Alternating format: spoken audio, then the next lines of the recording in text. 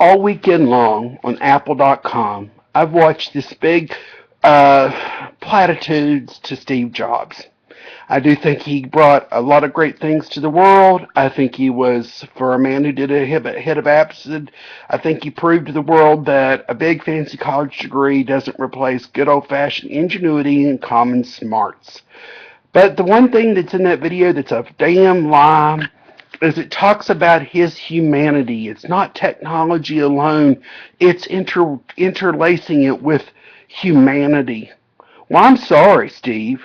I'm sorry you got cancer. I'm sorry you died. I'm sorry if your family's lost, but you made a hell of a lot of money. I have an MacBook Pro. I have the iPhone series 3, 4, and now 5. I love your products, but they're the most expensive of the market, and they're made by forced labor in communist China who get paid nothing and try to jump to their deaths to escape that Foxconn factory. But the fact is, where's their humanity, Steve? When you're looking down from heaven or up from hell, wherever the hell you went, where's their humanity? That's my question.